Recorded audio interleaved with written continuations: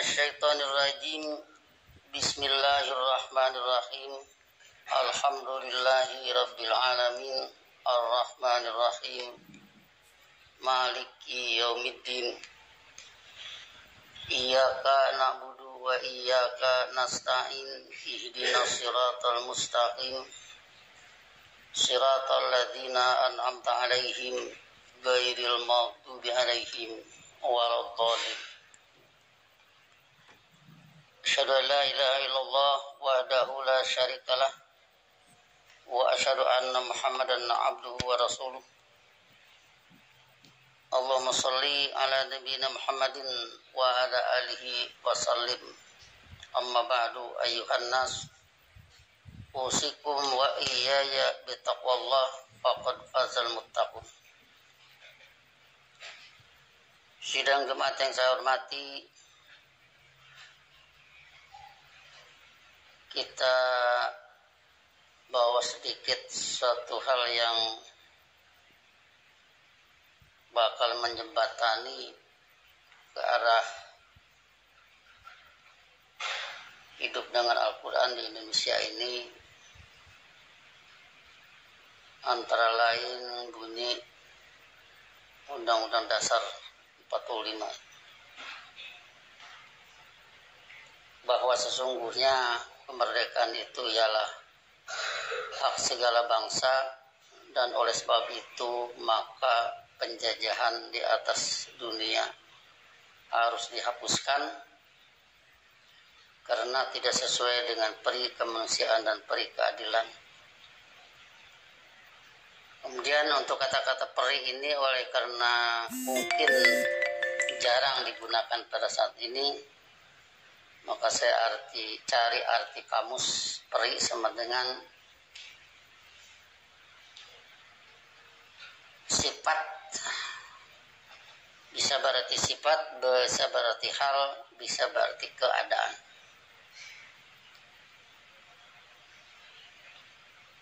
Hal ini kita bawa sekali lagi setidaknya menjadi satu jembatan ke arah kita berpegang dengan Quran, yang mana arti kemerdekaan itu menurut surat Nur ayat 55, ya'budunani la yusyrikuna bi syai'an. Mereka hidup mengabdi menurut ajaranku atau menurut kebijakanku, dalam arti mereka tidak mengikut sertakan suatu kebijakan pun dengan kebijakanku, ku-nya Allah. Jadi dari sini maka orang yang memegang hudalil mutakin dengan adanya mukadimah Undang-Undang Dasar tahun 45 ini harus benar-benar merasa beruntung, merasa oleh bangsa sendiri diberi ruang. Ini adalah hasil karya nenek moyang kita yang kita kenal di Indonesia ini. Banyak suku, berbagai macam aliran, tetapi bisa menolakkan sesuatu yang dengan itu kita bisa angkat surat Nur ayat 55, ya budunani la yusyrikuna bi syai'an. Dan hal itu terus terang pernah saya kemukakan di Mekah dan di Madinah. Setiap yang mendengar itu antara lain mengucapkan subhanallah, alhamdulillah.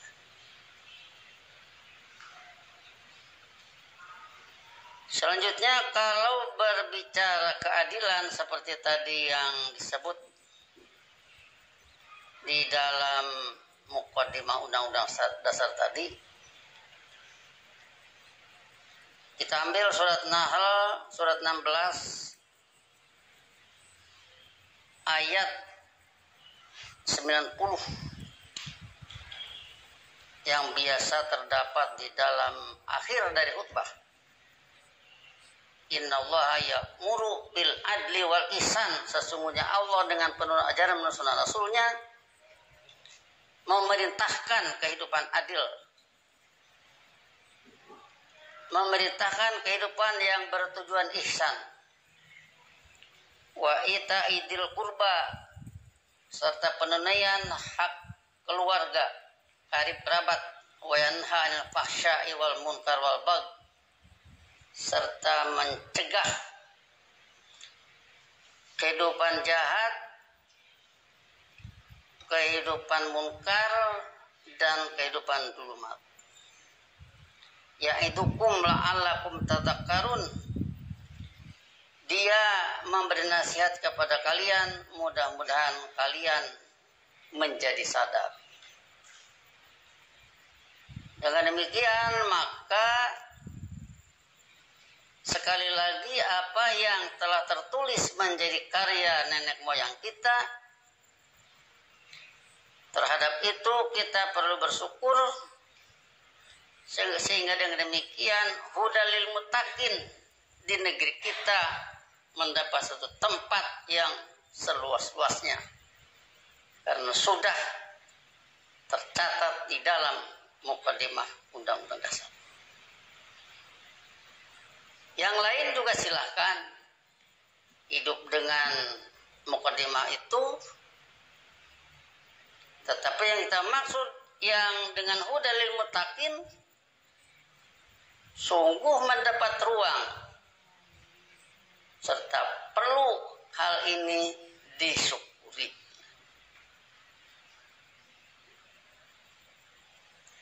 Kemudian kalau kita lihat dari sudut keprihatinan, kalau tadi dikatakan bahwa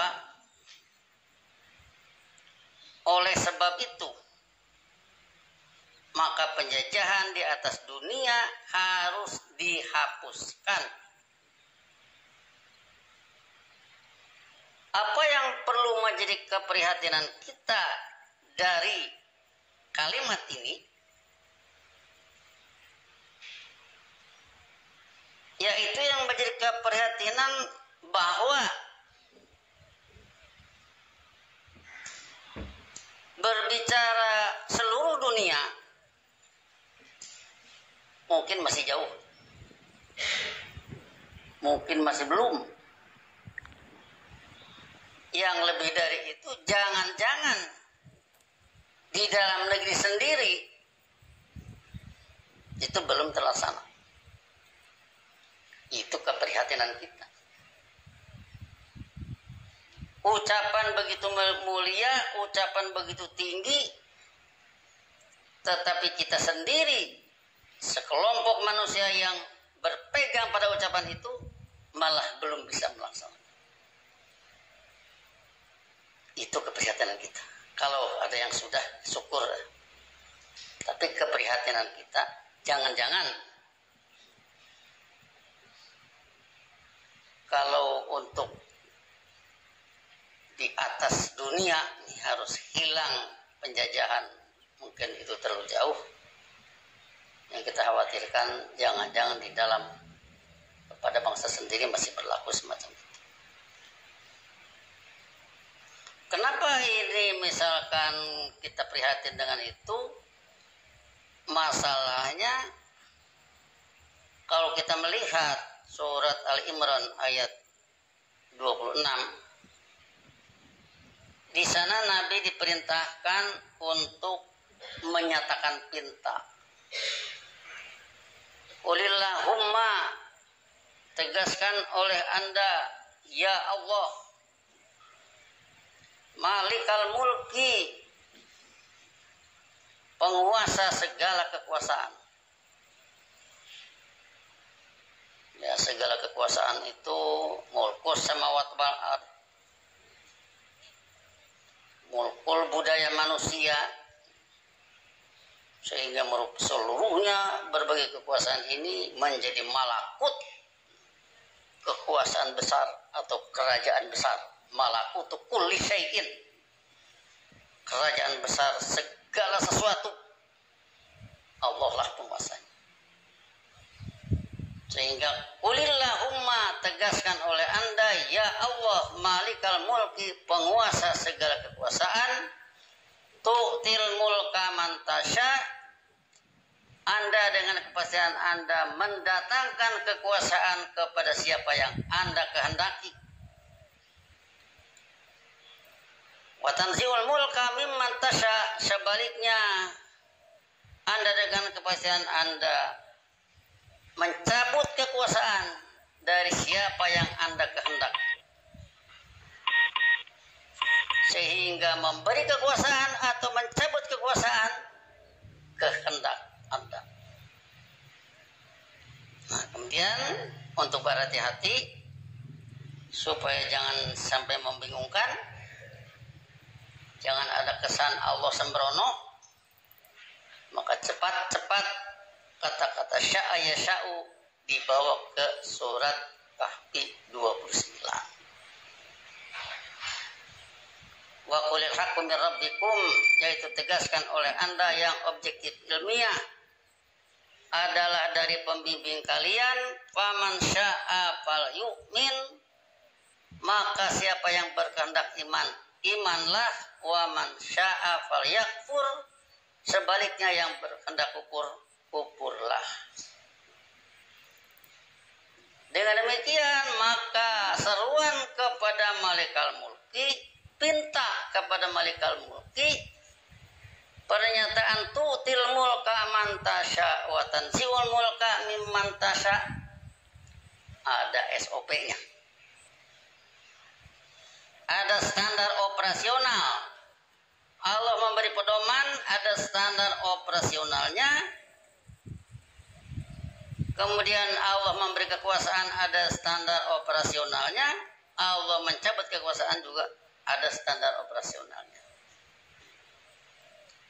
Maka ini melahirkan tu'til mulka man tasya, Anda dengan kepastian Anda mendatangkan kekuasaan kepada siapa yang Anda kehendaki, yaitu yang berkehendak iman.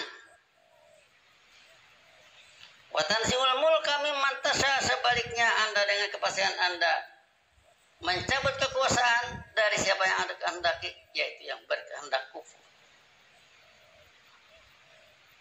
Kenapa jadi ke sana? Yang disuruh kul ini Nabi Muhammad.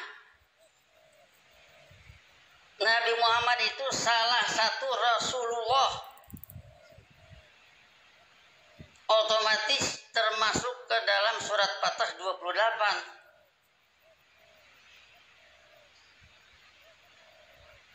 Huwallazi arsala rasulahu bil huda wa dinil haq, dialah Allah yang mengutus rasulnya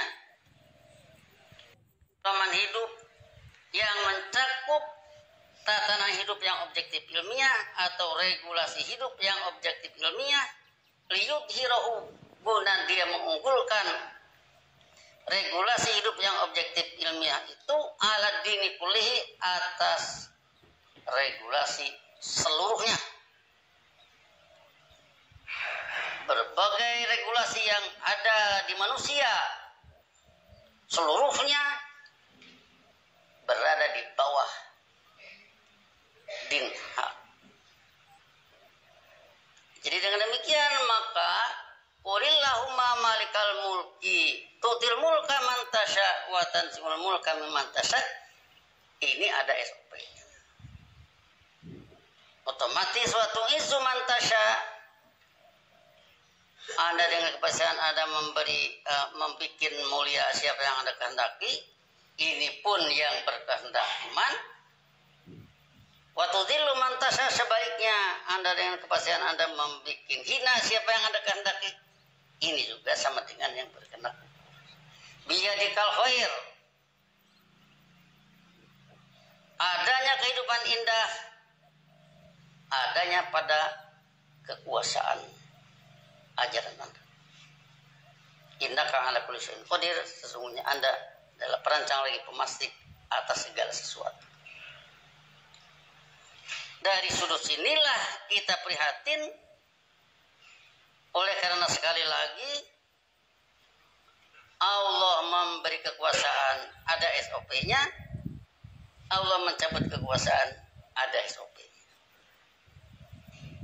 Sehingga disinilah timbul keprihatinan kita dengan bunyi Undang-Undang Dasar yang dikaitkan bagi yang berpegang pada hulanil muttaqin, dikaitkan dengan innallaha ya'muru bil adli wal ihsan, dikaitkan dengan ya'budunani la yusyrikuna bi syai'an, dengan satu keprihatinan jangan-jangan belum terpenuhi.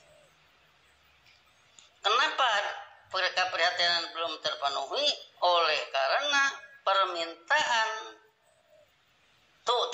oleh karena Allahumma malikal mulki tu'til mulka man tasya ini adalah satu pernyataan Nabi atas dasar perintah Allah untuk mengundang eksistensi hasanah di dunia. Yang untuk itu diperlukan persyaratan-persyaratan yang harus dipenuhi, yang kalau persyaratan itu belum terpenuhi, mana mungkin Allah akan memberikan kekuasaan.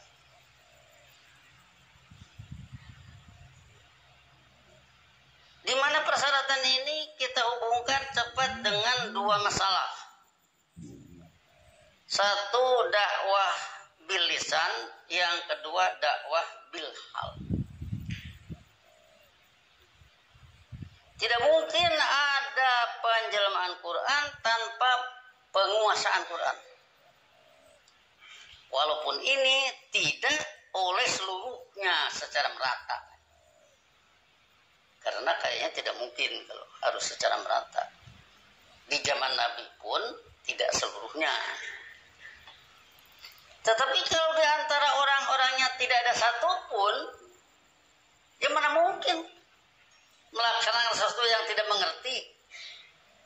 Mana mungkin Allah memberi kekuasaan kepada orang yang akan keliru. Tidak mungkin. Maka dari itu dihubungkan dengan dakwah, satu dakwah bil lisan harus mencapai tabayyana ruslu minal ghay. Mencapai satu tingkatan menjadi jelas kehidupan berpedoman banding kehidupan ngawur. Ini kehidupan berpedoman seperti ini, kehidupan ngawur seperti ini. Dengan berbagai kasus-kasus yang ada di dalam kisah-kisah Al-Quran yang harus dikisahkan. Faksusil qasas la'allahum yatadakkarun. Kisahkanlah kisah-kisah Al-Quran, mudah-mudahan mereka menjadi sadar. Begitulah dakwah bil lisan. Yang selanjutnya dakwah bil hal. Kalau dakwah bil hal ini dakwah dalam bentuk kenyataan. Kalau dakwah bil lisan orang menjelaskan sholat, menjelaskan kedudukan sholat, menjelaskan fungsi sholat. Kalau dakwah bil hal itu melakukan sholat. Sehingga dakwah bil hal itu bukan kedengaran oleh cucu, kelihatan oleh cucu. Si kakek melakukan sholat, itu dakwah bil hal. Bukan si cucu mendengarkan kakek mengurai sholat, tapi si cucu melihat kakek melakukan sholat. Itu dakwah bil hal. Yang mana sekali lagi dakwah bil lisan dan dakwah bil hal bukan dua masalah yang harus terpisah, tapi dua masalah harus saling dukung.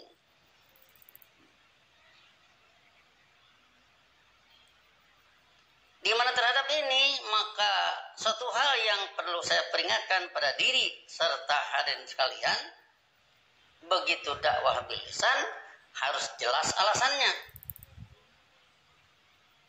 Jelas alasan, harus jelas ayatnya. Jelas ayat, harus jelas kalimatnya. Jelasnya kalimat, harus jelas pengkamusannya. Dan pengkamusan itu kontekstual. Bagaimana hubungannya? Nah, itu artinya untuk dakwah bil lisan. Kemudian dakwah bil hal di sini perlu saya peringatkan pada diri serta hadirin sekalian, untuk dakwah bil hal ini ada satu penyakit yang terus terang kalau dikatakan penyakit malas.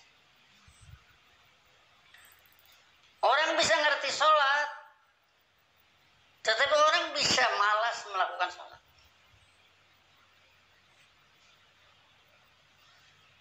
Orang bisa ngerti bahwa malam itu waratil guna tartila, dan itu adalah kalimat perintah. Tetapi melaksanakan penelitian Quran, itulah yang kena nanti penyakit malas. Itulah penyakit dakwah bil hal.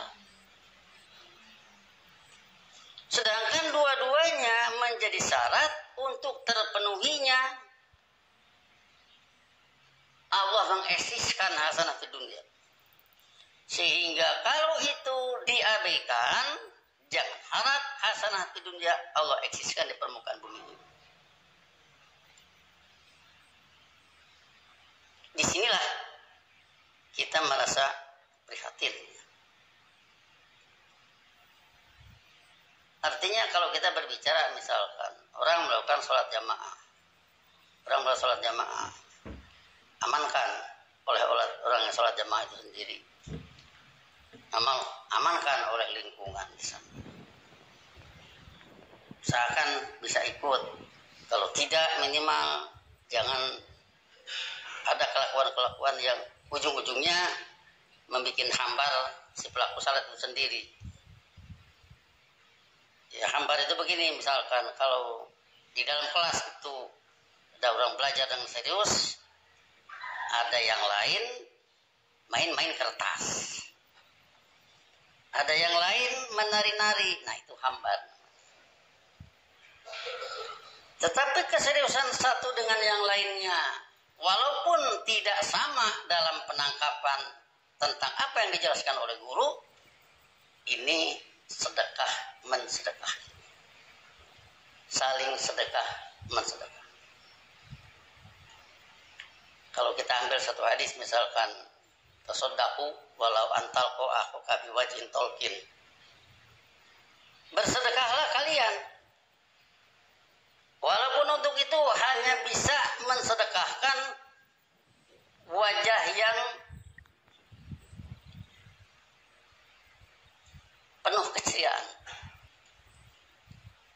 tidak wajah yang masam. Nah, jadi wajah masam itu membawa ke arah kebangkrutan, tapi wajah yang ceria membawa ke arah semangat. Minimal kalau tidak bisa mengeluarkan dana untuk sedekah, sedekahlah walau biwajhin tolkin, walaupun hanya dengan wajah yang ceria, wajah gembira. Kalau orang lain bisa itu minimal ya kita gembira. Jangan orang lain bisa kita malah cemberut, itu membuat bangkrut namanya. Ya, disinilah saya kira permasalahan yang perlu saya wasiatkan kepada diri dan hadirin sekalian, yaitu sekali lagi bahwa izin Allah untuk mengeksiskan hasanah di dunia harus dipenuhi syaratnya. Dakwah bil lisan, kuasa ilmu sebisanya, ya sebisanya lah, sebab tiap orang tidak sama kan, tapi berusahalah untuk bisa. Oh, bagaimana tidak sampai, jangan dipersoalkan. Tidak sampai ulangi lagi aja, tidak bisa ulangi lagi aja. Ada yang misalkan mempermalukan mempermalukan, orang yang mempermalukan, yang mempermalukan itu yang bersalah, yang harus bertanggung jawab pada Allah. Jadi disinilah untuk penguasaan ilmu seberapa dapat, kemudian dakwah bil hal oleh semua mendapat dukungan, sehingga dengan demikian maka akan memudahkan Allah memberi izin untuk hasanah dunia eksis di permukaan bumi. Barakallahu li wa lakum fil Qur'anil azim wa nafa'ani wa iyyakum bima fihi min ayati wa dzikril hakim wa taqabbal minni wa minkum tilawatahu innahu huwas samiul alim wa astaghfiru innahu huwal ghafurur rahim.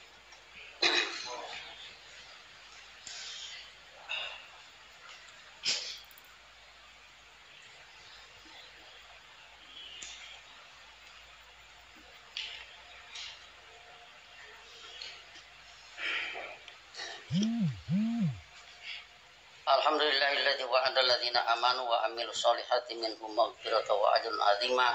Asyhadu an la ilaha illallah wahdahu la syarikalah wa asyhadu anna Muhammadan abduhu wa rasuluh. Allahumma shalli ala nabiyyina Muhammadin wa ala alihi wasallim. Amma ba'du ayyuhan nas usikum wa iyaya bittaqwallah faqad fazal muttaqin. Selanjutnya bagaimana kisah Nabi Ibrahim dalam meninggalkan bangsa. Ya, Nabi Ibrahim kan manusia, sama saja dengan wa ma Muhammadun illa rasul qad khalat min qablihi rusul afa imata au qatilan qalabtum ala aqabikum. Tidaklah Muhammad kecuali seorang rasul, bukanlah Muhammad kecuali seorang rasul. Jadi Nabi Muhammad itu harus dihitung sebagai satu patron kehidupan. Jangan dihitung itu saudara saya. Kalau dihitung itu saudara saya, bolehlah ngaku saudara, tapi ilmunya apa pindah kepada saudara? Nabi Muhammad studi mengerti ayat apa? Selanjutnya bagaimana kisah Nabi Ibrahim dalam meninggalkan bangsa. Ya, Nabi Ibrahim kan manusia, sama saja dengan wa ma Muhammadun illa rasul qad khalat min qablihi rusul afa imata au qatilan qalabtum ala aqabikum. Tidaklah Muhammad kecuali seorang rasul, bukanlah Muhammad kecuali seorang rasul. Jadi Nabi Muhammad itu harus dihitung sebagai satu patron kehidupan. Jangan dihitung itu saudara saya. Kalau dihitung itu saudara saya, bolehlah ngaku saudara, tapi ilmunya apa pindah kepada saudara? Nabi Muhammad studi mengerti ayat, apakah pindah kepada saudara karena aliran darah? Maka dari itu wa ma Muhammadun illa rasul. Berhitung Muhammad patron kehidupan. Jangan dihitung dari segi apapun, sebab ini di sini sudah pakai kalimat pengecualian. Wa ma Muhammadun illa rasul. Tidaklah Muhammad kecuali patron kehidupan. Dan seterusnya. Kemudian dalam hal ini kita ingin hubungkan dengan la nufarriqu baina ahadin min rusulihi, pernyataan mukmin dan rasul setelah mendapat pendidikan Al-Quran dan Sunnah Rasul. Pernyataannya la nufarriqu baina ahadin min rusulihi. Kami tidak bersikap membeda-bedakan di antara satu pun dari rasul-rasulnya. Maka dari itu kalau kita bawakan di sini kisah Nabi Ibrahim, begitulah juga kayak Nabi Muhammad. Apa kisah Nabi Ibrahim dalam surat Ibrahim ayat 37? Rabbana inni askantu min dzurriyyati, wahai pembimbing kami, sesungguhnya aku menempatkan sebagian dari turunanku biwadin ghairi dzar'in, di suatu lembah yang tidak bertanam tumbuh, inda baitikal muharram, di Baitul Haram Anda. Rabbana liyuqimus sholat, wahai pembimbing kami, hendaknya mereka menegakkan salat. Hendaknya mereka menegakkan salat. Ingat ya, hendaknya mereka menegakkan salat. Itu Nabi Ibrahim meninggalkan bangsanya dengan generasi penerus yang menegakkan sholat. Tentu saja di sini kalau kita hubungan dengan masalah tadi menyangkut dakwah bil lisan dan dakwah bil halnya. Selanjutnya faj'al afidatan min nasi tahwi ilaihim. Selanjutnya bikinlah hati manusia cenderung pada mereka, cenderung kepada mereka, oleh karena mereka kalau ngomong pantas didengar, kalau berbuat pantas dilihat. Itu min dzurriyyati, itu seperti itu doanya. Setelah liyuqimus sholat faj'al afidatan min nasi tahwi ilaihim, sehingga hati manusia cenderung pada mereka yang menegakkan sholat. Sebab mereka menegakkan sholat, mereka bisa mempraktekkan dan hidup menurut apa yang menjadi isi sholat. Sehingga pejuang hasanah di dunia, pejuang kehidupan cerdas, pejuang kehidupan damai, pejuang kehidupan makmur, pejuang kehidupan adil dan sebagainya. Warzuqhum minas samarat, serta berilah mereka faktor penunjang berupa panen. La'allahum yashkurun, mudah-mudahan mereka bersikap syukur. Jadi seperti itulah Ibrahim meninggalkan kepada bangsanya untuk hidup berlanjut dengan ajaran Allah dan sunnah Rasul, dengan cara mengusahakan keturunannya tetap menegakkan sholat. Ini perlu kita ingat, sebab nanti kita sudah tahu kan, jangan sampai terjadi fakholapa min ba'dihim khalfun adaa'us sholat, maka muncullah setelah mereka sekelompok manusia yang menghilangkan sholat, wa taba'u syahawat, serta mengikuti subjektivisme, fasaufa yalqauna ghayyan, maka mereka akan menemui kehidupan ngawur. Ini yang kita hindari, sehingga kalau ini kita hubungkan dengan apa yang tertulis pada Muqaddimah Undang-Undang Dasar yang sekali lagi perlu kita syukuri, oleh karena dengan demikian maka mendapat tempat di negeri ini di bawah satu undang-undang yang jelas diakui oleh semua, sehingga dengan demikian maka cukup kuat dilihat dari segi apapun, tinggal bagaimana mensikapinya. Ya, kalau seandainya penjajahan di atas dunia harus dihapuskan pada zaman sekarang, dunia seluas ini, tidak cukup dengan ngerti Quran terus jalan-jalan ke sana kemari misalkan menjelaskan Quran. Bagaimana mereka bisa mengerti?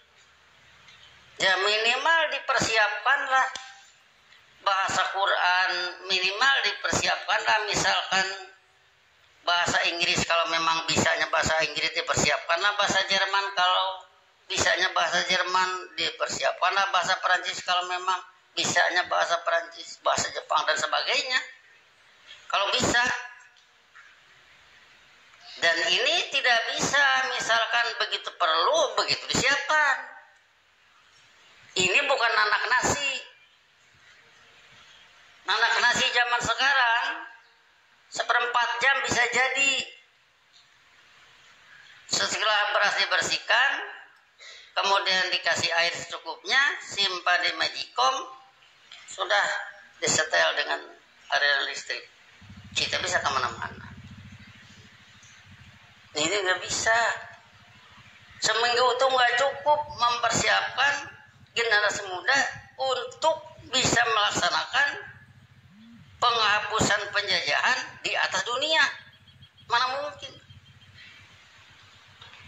Maka dari itu lakukanlah persiapan sedini mungkin, sejauh mungkin. Kalau orang akan melakukan perayaan pernikahan, seperempat jam bisa jadi pernikahan. Tapi persiapan itu ininya sudah 3 bulan sebelumnya lah kira-kira.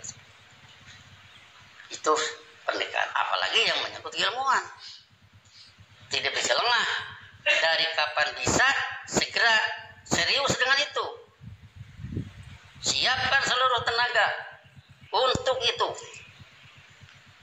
Semua yang berkemampuan ada kesediaan untuk itu. Sebab ingat, penyakit ilmu itu kalau kata pepatah Arab, afatul ilmin nisyan, bencana ilmu itu lupa. Bencananya itu lupa. Begitu mau ngomong lupa lagi, itu bencana ilmu. Bagaimana supaya jangan lupa? Ulanglah berkali-kali. Kalau masih lupa lagi, ulang juga.